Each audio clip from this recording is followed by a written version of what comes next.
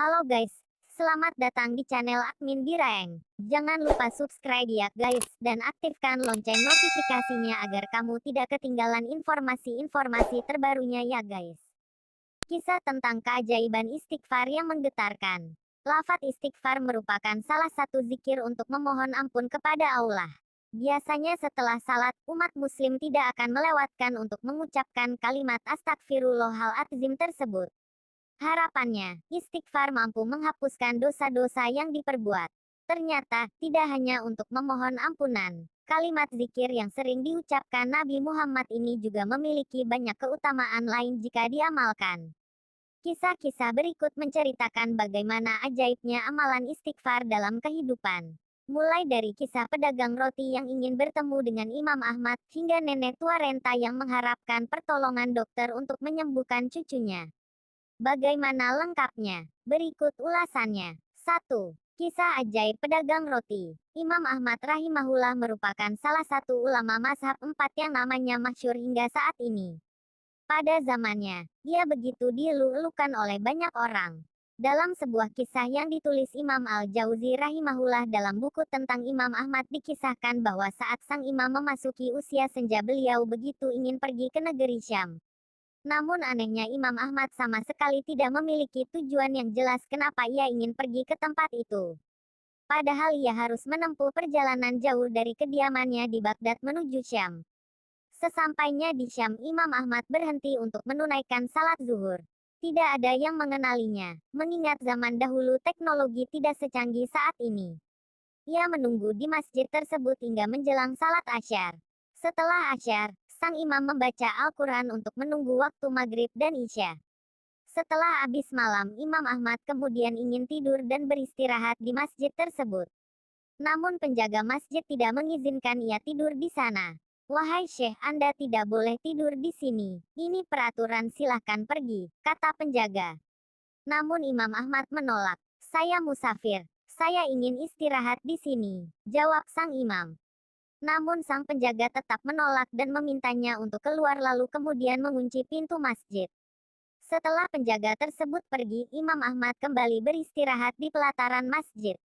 Tapi, sang penjaga kembali datang dan lagi-lagi mengusirnya hingga mendorongnya menuju ke jalanan.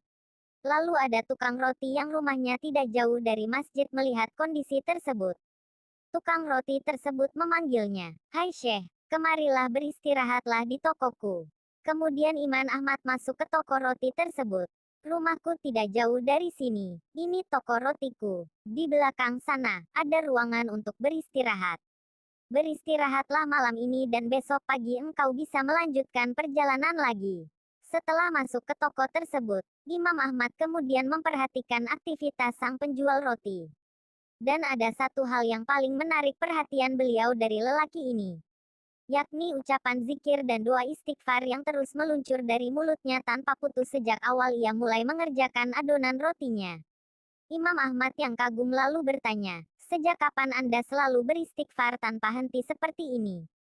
Ia menjawab, "Sejak lama sekali. Ini sudah menjadi kebiasaan rutin saya, hampir dalam segala kondisi." Lalu Imam Ahmad bertanya lagi, "Lantas apa hasilnya?" "Ya, Allah mengabulkan semua permintaanku," jawabnya. "Lalu apa permintaanmu yang belum dikabulkan Allah?" tanya sang imam. Si lelaki saleh ini pun melanjutkan jawabannya dan berkata, "Sudah cukup lama saya selalu berdoa memohon kepada Allah untuk bisa dipertemukan dengan seorang ulama besar yang sangat saya cintai dan agungkan. Beliau adalah Imam Ahmad bin Hanbal. Allahu Akbar. Karena istighfar mula Allah Subhanahu wa Ta'ala mendatangkan saya datang ke kotamu ini tanpa alasan yang jelas. Karena istighfar mula marbot masjid melarang saya tidur di masjid. Karena istighfar mula engkau menawarkan aku istirahat di tempatmu. Sayalah Ahmad bin Hanbal." Masya Allah, Allah Subhanahu wa Ta'ala mendatangkan Imam Ahmad ke rumahnya karena istighfarnya. 2. Ajaibnya istighfar seorang ibu. Kisah selanjutnya belum lama terjadi yang bercerita tentang seorang ibu yang berada di tinggal wilayah Kashmir. Ibu ini memiliki anak perempuan yang memiliki penyakit tulang. Si ibu selalu berdoa kepada Allah Subhanahu wa Ta'ala sambil beristighfar. Pasalnya dia sudah membawa anaknya ke dokter di sekitar wilayahnya namun tidak mendapatkan hasil. Mereka hanya bilang bahwa hanya ada satu dokter yang mampu menangani penyakit ini. Dokter tersebut seorang Muslim spesialis tulang. Namun sayangnya ia tinggal sangat jauh yakni di India.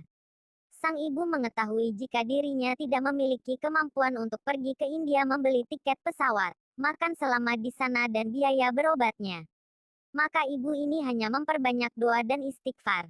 Ringkas cerita, dokter yang menjadi target keluar dari India untuk mengisi sebuah acara dan melewati wilayah Kashmir. Tiba-tiba pilotnya bilang tidak bisa terbang karena ada hujan badai dan harus turun di wilayah ini. Setelah turun tiba-tiba berkata, saya harus menghadiri seminar. Berapa jauh lagi wilayah ini dari tempat tujuan? Ternyata waktu yang dibutuhkan untuk sampai sekitar 4 jam, sehingga sang dokter memilih untuk menyewa mobil karena waktu untuk seminar sekitar 6 jam lagi. Akhirnya ia meninggalkan bandara untuk menuju lokasi seminar. Namun sayang, baru sebentar meninggalkan bandar hujan semakin lebat sehingga supir tidak bisa melanjutkan perjalanan. Karena jika dipaksakan maka mereka akan menghadapi badai. Akhirnya dokter menyetujui untuk beristirahat dengan mendatangi rumah penduduk setempat. Rumah tersebut tampak tua yang terbuat dari kayu yang reot. Lalu dokternya mengetuk pintu, mengucapkan salam dan meminta bantuan agar sang pemilik rumah memberikan tumpangan. Lalu sang dokter masuk dan si ibu mengambilkan minuman. Ketika sang dokter berada di ruang tamu, anak si ibu ini menangis kesakitan di kamar.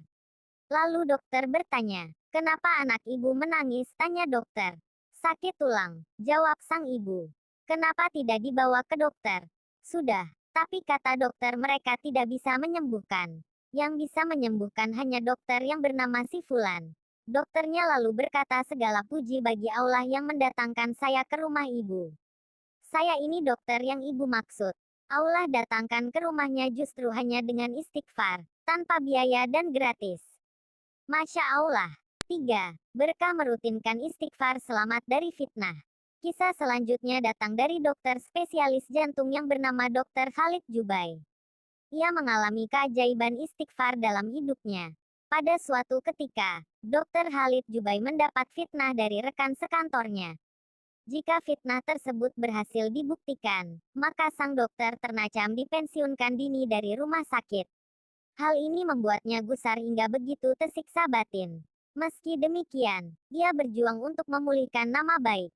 Tapi upayanya tidak cukup untuk bisa melawan rekan sekantornya yang menebar fitnah. Kondisi ini sempat membuatnya putus asa hingga beberapa saat.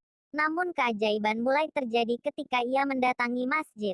Setelah salat, ia teringat sesuatu yang mengubah pemikirannya.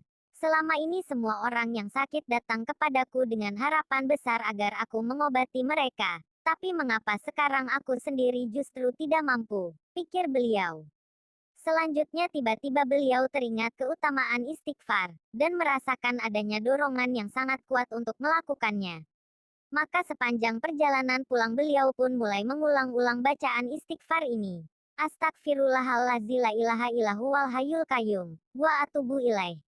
Aku bersitikfar memohon ampun kepada Allah, yang tiada Tuhan yang berhak diibadahi selain Dia, yang maha hidup, yang maha mengurus, dan aku bertobat kepadanya. Hadis riwayat Al-Hakim dari Ibnu Mas'ud dan At-Tirmidzi dari Bilal bin Yasar bin Zaid.